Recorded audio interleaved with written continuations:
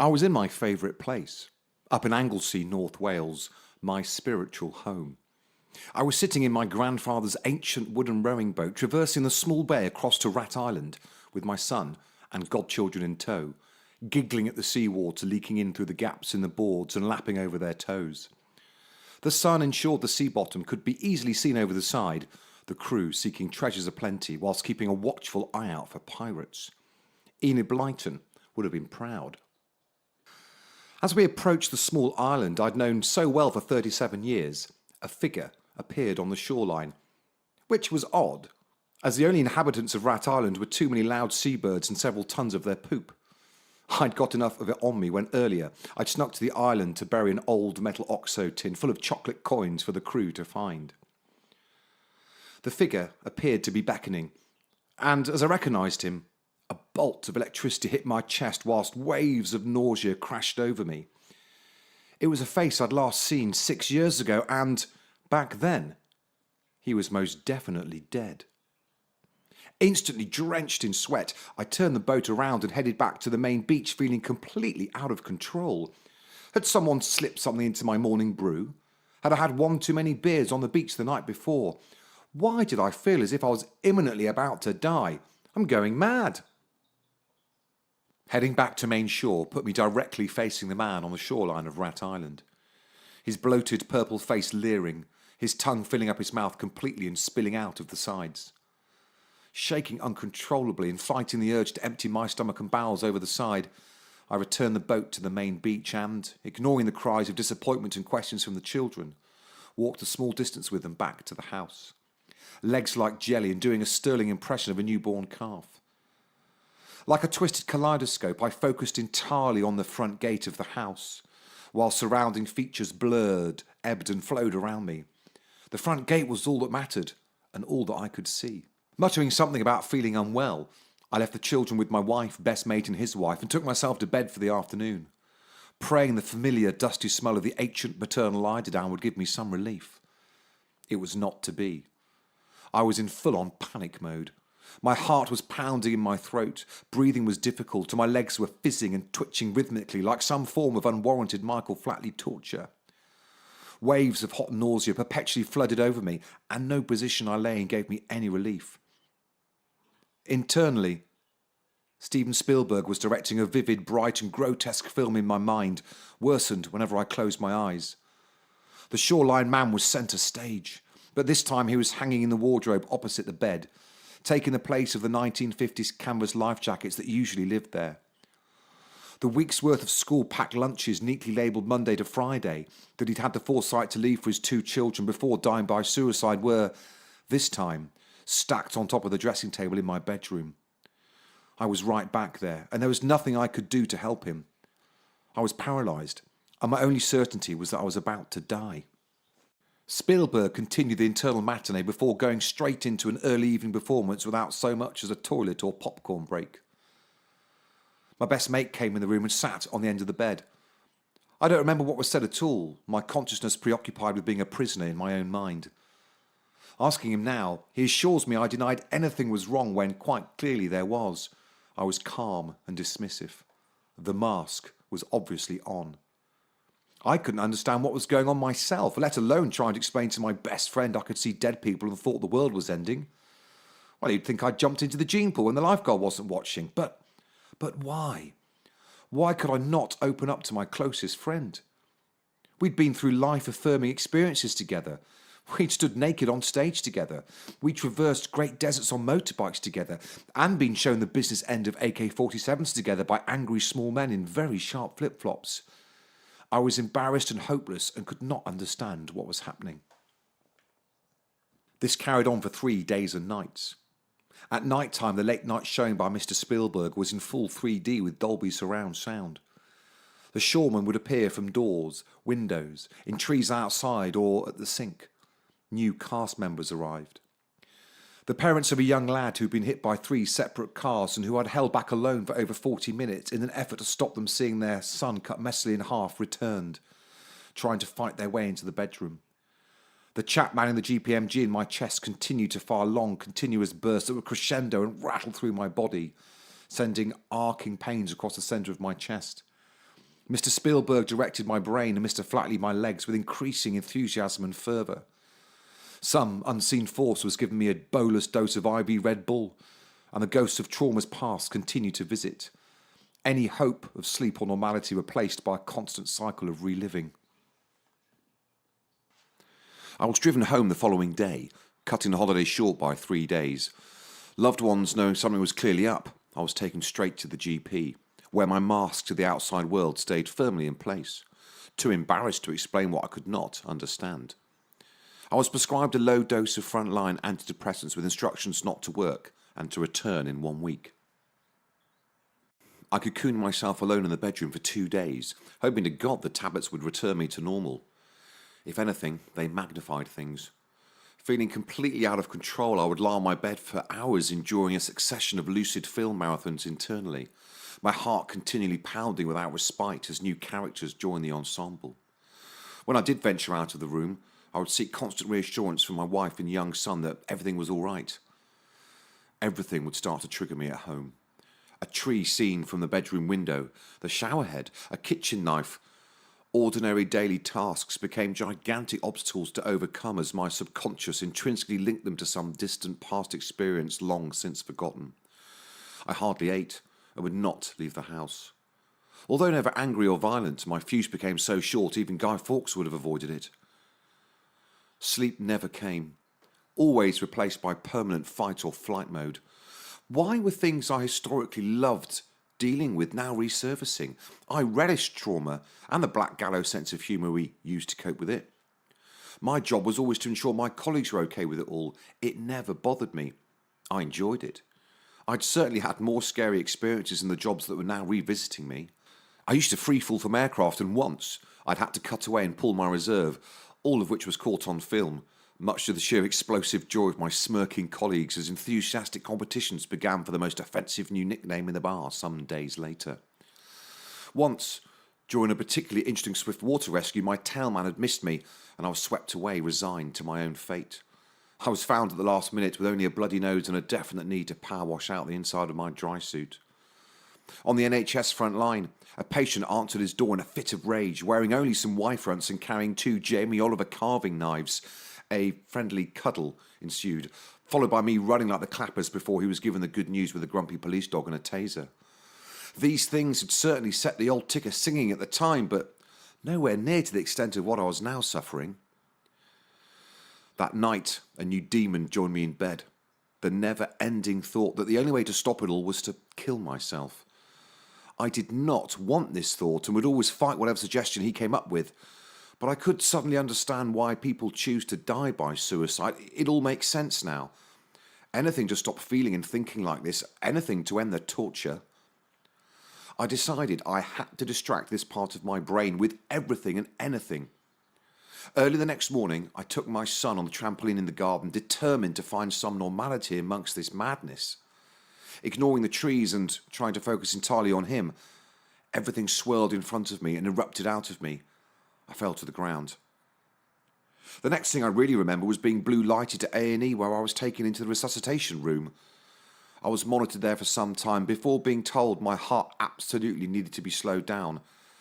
Some exciting drugs were given and, for what felt like the first time in a decade, I drifted off to a quiet, light and warm place. The next day I was on a ward and, after a plethora of slightly embarrassing and painful physical tests and scans, was given the good news that physically I was fit as a fiddle. What followed was an Oscar-winning performance in which the mask turned to concrete, and I assured medical staff I had no intention of hurting myself or others. I had good insight and could self-care at home with help from my GP. If I could just get home, I had a chance to figure out what on earth was going on and try and deal with it. My father-in-law picked me up and I returned home with a small device to monitor my heart rate for the next 7 days, and a small prayer that none of my colleagues had seen me enter or leave the hospital. Back home, and Mr. Spielberg and Flatley continued their fine work, accompanied by the demon. The heart monitor only compounded my self-awareness of the thoracic GPMG firing squad, and I couldn't even visit the bathroom anymore, thoughts of the showerhead being all too much. I used the window in the bedroom instead. After yet another night suffering at the hands of the demon and my own imagination, I gave up. and I walked to the local ambulance station where I laid myself at the mercy of known colleagues. My mind kept telling me to die, but I knew I didn't want to. That concrete mask was beginning to crack. I knew I needed help. Another ECG, another blue light trip to A&E, an exact repeat of earlier in the week. Only this time, someone had spoken to my GP surgery, and upon discharge, I was taken straight there. I saw a different GP this time, Andy. Andy was my first lifesaver. He took his time to compassionately understand. The mask crumpled and I unleashed what I felt was the internal madness. Andy prescribed me some sedatives for during the day, some sleeping tablets at night, and some medication to slow my heart rate and combat the physical symptoms. I took the lot as told. What followed was 2 weeks of a dreamlike state where everything felt calm and very slow. If I wasn't sleeping, I was binge-watching favourite old comedy shows. Andy phoned daily to check up on me. He was letting me recalibrate. It was long overdue. Some phone calls were made, and due to some thankful military connections, I was put in touch with a clinical psychologist called Tom. Tom was my second lifesaver. He agreed to see me for 12 weeks, an hour each week at a local hospital. I'm well aware I was very lucky, and most people have to wait many weeks to see such a professional. This is something we must all look to change. A week later, and I left the house for the first time for my first appointment with Tom. I was still on edge, catastrophising every possible simple thing in my path, as if Hyacinth Bouquet was backseat driving, telling me to mind the cattle's 2 fields away behind the fences. Tom was a Zen-like Jedi master, putting me at ease almost immediately. The first few sessions, we only really spoke about my life story, avoiding any elephants in the room. I left feeling drained but slept well, helped along by Andy's finest sleeping pills. By session 3 and 4, Tom had used some form of voodoo-type witchcraft on me and unleashed my inner child. This sobbing, dribbling mess erupted, and I cried uncontrollably on the floor as traumas were relived and talked through. A combination of EMDR and some CBT was starting to get through to some deep, dark, raw place that I'd pushed things into without even realising. Tom diagnosed me with PTSD with associated anxiety. He had broken me down, and over the next few weeks he built me back up again. We established my core values in life. He gave me invaluable coping skills and methods so that I could take back control. He gave me articles and books to read. I lapped them up and followed his instructions to the letter. The vivid films playing out in my head started to fade to black and white and become silent. Through the beauty of hindsight, I realised that over the years, those times I'd shaken momentarily whilst getting into an RRV on shift and just told myself to get a grip, or drunk too much booze to feel better, or snapped at people, or avoided social situation I usually loved, or not slept, or got frustrated at my willy not working, were all a prelude to the past few weeks. I remember once, some years ago, in the middle of Asda, having to just dump my basket of shopping in the middle of the aisle as I was filled with a sudden feeling of dread and a sudden urge I needed to just get out. I did, and just sat shaking in the car waiting for the feelings to subside. I never told anyone.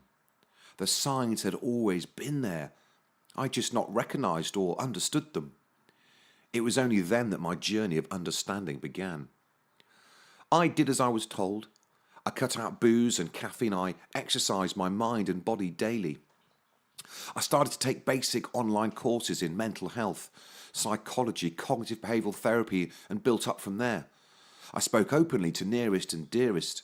Rather than shy away from it, they embraced it, even sharing their own stories of their mental health. I read all the books I could get my hands on about mental health issues, PTSD, stress, depression, and anxiety. I needed to understand how on earth, with no physical illness, I'd ended up being blue-lighted into an A&E resuscitation room. Twice. Tom appeared to appreciate his new disciple and was generous in his comments about my commitment to recovery. Still, I suppose it was part of his job to big me up and restore some faith. Either way, the bloke is a magician. He released me 2 weeks early, armed with a fit note, some newfound life skills, a shed load of knowledge and his best wishes. He is still on the Christmas card list. Over the next 3 months, he phoned me monthly and I saw Andy, the GP, weekly. I'd stopped taking the stronger meds a few months earlier and was now on daily antidepressants and beta blockers. My new routine was set in stone and no way was I moving backwards. I was getting mentally and physically stronger daily, but life did change. My marriage ended and I found a new job. I slowly built myself up over the coming months and started to venture out socially again. I still occasionally got triggered, but now those close to me knew all about it. I developed a safe word to say in public to indicate I was struggling, but most importantly, I now had the skills to deal with it and knowledge to know that none of it was real and that I was in charge. Even to this day, if out in public, I still like to sit so I can see my clear exit, but I'm no longer hypervigilant or thinking worst case scenario. For a while I was resentful and had some anger in my heart, I'll admit, but this too faded with time as life began a new chapter. 2 years later, and I felt like a new guy, barely able to remember those dark times. I was training some security operators in pre-hospital trauma life support. These were the kind of chaps who wore their pants on their heads and did underwater knife fighting for fun. They were very good at what they did, and it was a pleasure to reskill them. Over the week, their team doctor asked me to deliver a session on mental health and well-being, as they were very late to the party on this by their own admission. After scratching my head, I decided the best approach was an equal Chinese parliament. This took the form of sitting in a circle, having an informal discussion with some very experienced and highly skilled operators. Stories, laughs and tears were shared as I led them through my life experiences and shared my learnt peer-to-peer coping skills, and found that even the toughest of people can suffer with poor mental health. This session profoundly affected me and served to only reinforce to me the newfound lesson of the importance of talking about mental health and its potential impact if left unchecked. Everything that I had experienced had been completely preventable. I stupidly thought that the strong thing to do was to bury adverse experiences somewhere deep inside me. To expose them was to show weakness. I was wrong. I was an utter fool. It takes a much stronger person to share their emotions and openly talk about them. We must create a culture where this is the norm. If we can understand why we think and act as we do, we can learn to control it and prevent people from making the same mistakes I did and suffering as I did, and by default my nearest and dearest. The longer we leave it, the more of an impact it has on our life. We must place mental health on equal scale to our physical health. They reflect upon and impact each other in equal measure. So, I implore you, if you notice a slight change in someone around you, a slight deviation from the norm from them, please ask them how they are. Take time to create a compassionate space for them to share. If they're slightly distant, drinking too much, irritable, avoiding things, on edge, constantly needing reassurance, or indeed anything that appears outside of the norm for them, please do check in with them. Ensure it's okay to temporarily not be okay. It's much better to ask and be reassured than not ask at all. Don't avoid them. Tell them to get a grip, or tell them that you don't want to hear about certain things, as you'd rather pretend things like that don't happen in the real world. Don't ignore requests for a hug or a private chat. Let them reach out as needed. Whomever you help will go on to help others, as you will inspire them to do so by helping them. And if you experience or recognise any of the things I've shared, then please reach out and get some help. Be insistent. There are so many good places now to get anonymous and non-judgmental help as needed. See a GP. Speak to loved ones. Speak to colleagues. Be proud to be human. Know that it's all easily fixable with the right toolbox. As ambulance staff, particularly frontline, temporary stress and anxiety are healthy responses that help us do our best for patients and ourselves during trying times.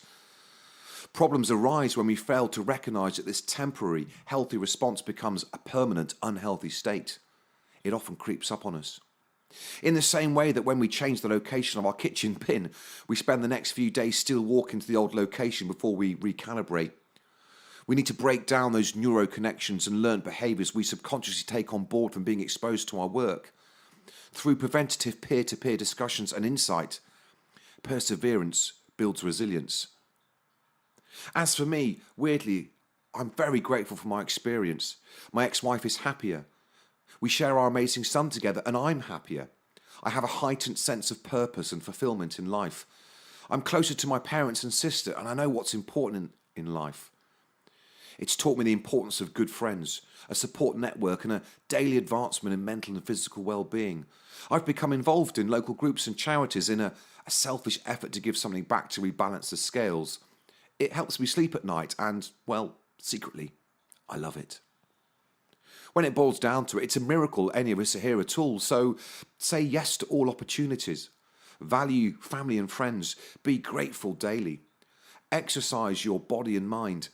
Break down stigmas and normalise discussions around emotions and mental health. Life really is too short.